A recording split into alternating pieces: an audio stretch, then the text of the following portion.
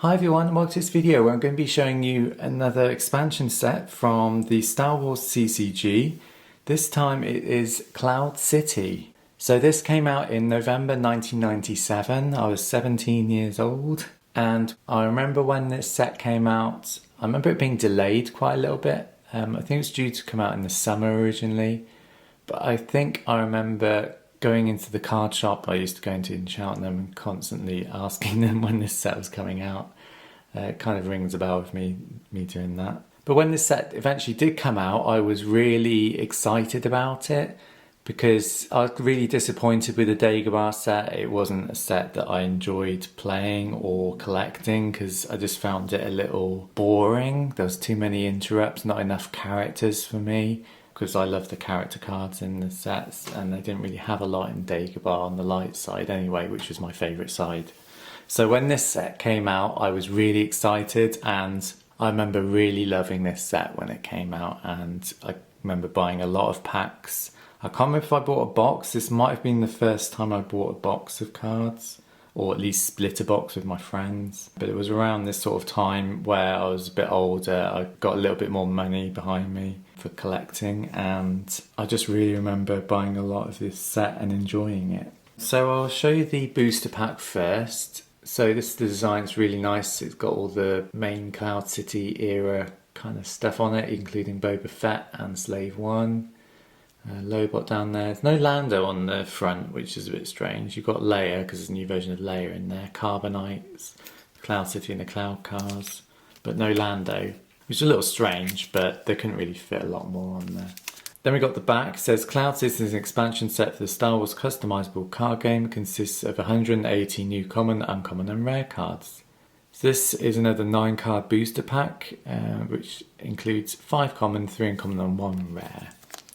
So yeah, that's the booster pack. Again, I love the design of it. I loved the booster pack designs when they did these like montages.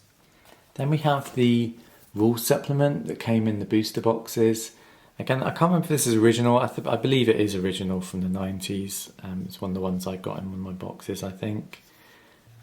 I don't think my friend that I used to split boxes with was really bothered about the rule supplement, so I think I might have given him like an extra pack if I could keep the rule supplement. I was more into like keeping these sort of things, which I'm really glad about that I did, because these are quite rare to find now.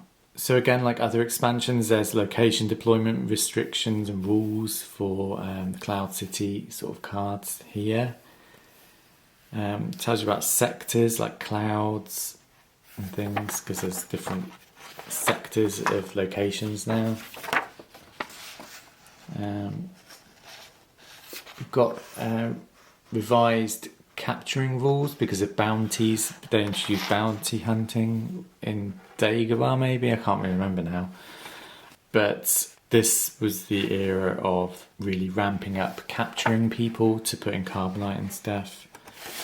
I think it might have been this set, actually, not Dagobah. They did that. They just had lots of bounty hunters in Dagobah. They introduced Lando in this set, obviously, because of Cloud City. And he was the first character of having both light side and dark side versions. So only one player could have him on the table at a time. And then you've got other things. There's Sabak, which is like a little side game. They used to do that in Star Trek quite a lot, and they've introduced it into Star Wars now. New rules. So just clarifying a few new rules in there.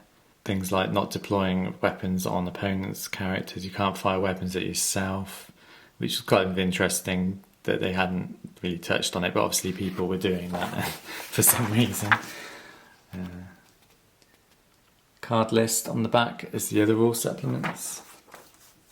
So again, I'm not going to go through every single thing, otherwise it would be too long, but that's the overview of the rule supplement. Then we have the banner poster for Cloud City. Again, it's got light side, dark side card lists on the back. And then we get the actual poster, which isn't as interesting as other ones. It has got the main characters on the platform there. It's mostly clouds and buildings. You do get Slave One there, but not a lot of anything else. So then we move on to the actual cards. So start off with some new aliens. There's lots of Cloud City type alien people that kind of help you out if you're playing Cloud City. There's the Lando here. So this is the light side Lando. He gets Lobot as well, which helps out if you're playing Cloud City a lot. And you get some more aliens down here. Again, when this set came out, me and my friends obviously concentrated on making Cloud City decks. Like we did with every expansion, we wanted to explore new cards and new strategies before sort of implementing them into other decks using the older cards. So you do get 2 new versions of main characters in this set. You get Captain Han Solo and you get Princess Leia. This was really exciting because I love Princess Leia, and when this came out I was really happy. This Princess Leia now has an ability of 4, because in this part of The Empire Strikes Back, obviously she's starting to sense things. She senses Luke hanging on the weather vane from this actual scene actually. So I was really happy when this card turned up in a booster pack, and I remember them getting the main characters quite easily again in this set. I remember getting a couple of copies of Han Solo, who was quite easy to get. But yeah, I was really happy when I saw that Leia card in the pack of mine. A couple of devices, not completely useful unless you're playing Cloud City again. And again, you get quite a few effects in this set. And this one's an interesting card. It was backwards. This is when C-3PO's head gets put on the wrong way, and they've done like a mirror image card, so you had to put in a mirror to find out what to do. Leia of Alderaan, I did like using that card if I could. It was a very useful card to use if you were playing lots of Rebel cards, and I did try and use that when I could. And then we get a lot of interrupts. I think there's quite a few interrupts in the set. Not as many as Dagobah from memory, but there were quite a lot. This was an interesting card, Dodge. It had 2 versions printed in the set, so some were complete, so it's got all the text on, and then there were others that had text cut off, which was quite interesting that it made it into the final print run, but that's just a quirk of that set. And we've got loads more interrupts.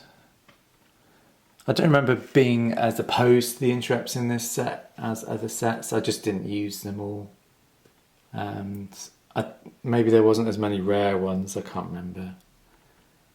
But I did like the Cloud City set, so I didn't mind getting interrupts in packs. This was a nice card. This was like a Leia Chewie combo card. So if you played Leia and Chewie, they help each other out. I remember using that quite a lot. More interrupts at the top here.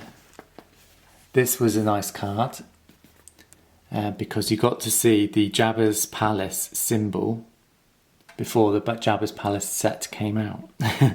So you got to see that, which was really nice to see when they did things like that, hinting towards the future. Some more interrupts. Wookiee Strangle, I used to use that quite a lot as well. You can see here's the location. So you've got the systems, and then you've got these like sector cards. I didn't really tend to use those much. Mainly concentrated on the actual sites. But again, very nice looking cards. These are the cloud sectors you could use if you wanted to. You've got another medium transport. So I think I mentioned in my Hoth set, using a medium transport to evacuate Hoth with. You can use that one as well. There's the Redemption, the ship at the end, they're all on.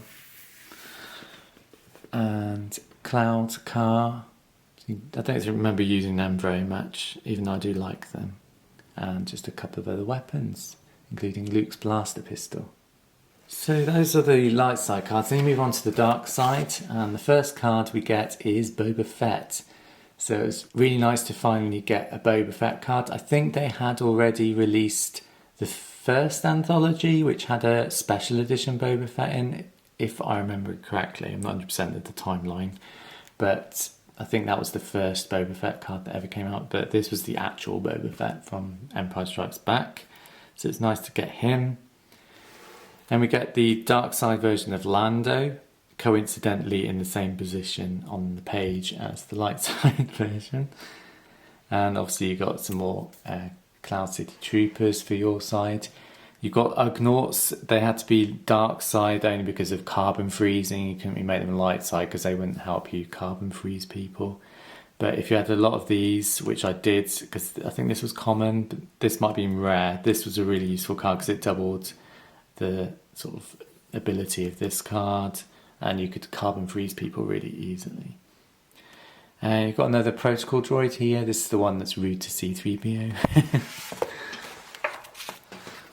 And you did get a few Imperials, because there were Imperial people on Cloud City during the occupation. So they did do a few of those, and a couple that were on the Star Destroyers. You've got Jeremy Bullock out of his Boba Fett costume here, which is interesting. Then you've got a couple of devices. This light was useful for carbon freezing, I remember. Mandalorian armour, so you could make someone a Mandalorian if you wanted to, just not Vader or Boba Fett. Then you've got lots of effects again, bounty. So this is the card, this is when bounty hunting kind of took off. Even though they made all the bounty hunters in the Dagobah set, this is when bounty hunting took off and capturing people. Which I did try and do if I could, because it was an interesting concept, trying to carbon freeze. I think I managed to carbon freeze Leia once, that sticks out in my memory. But carbon freezing was quite fun if you could get it to work. Again, you just had to have a lot of cards in order to make the mechanic work. Then we got this card, Epic Duel. This was a really nice card to get. It's always nice to see these epic event cards. So this is how you could like battle between Vader and a specific target, or usually it was only Luke, I think. I don't ever remember using it with anyone else, but it was pretty rare to try and get this to work. Yeah, because you had to have this, you had to have one of these other cards to get it to work. So I don't remember using it a whole lot. I think I did try and put it in my deck to begin with, and then I grew tired of not using it and got rid of it. And then we've got some more interrupts. So again, like the light side, there's probably quite a few interrupts in this set for the dark side. There were some useful ones from memory. I'm trying to remember which ones were the useful ones.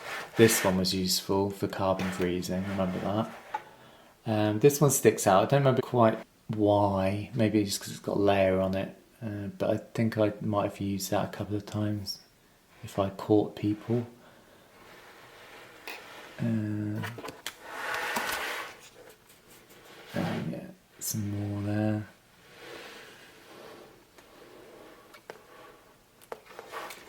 And then it moves on to the locations. So again, like the light side, they're all like the dark side versions.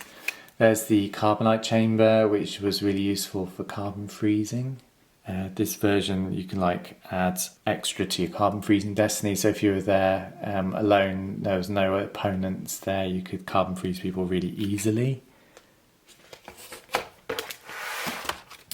Last page, there's a couple more locations there, and then we move on to starships. So we had Slave One, Boba Fett's ship, which was really nice to have in the set. A couple of TIE fighters, and the Dark Side Cloud Car, Boba Fett's blaster rifle, which was nice, and just a Cloud City blaster.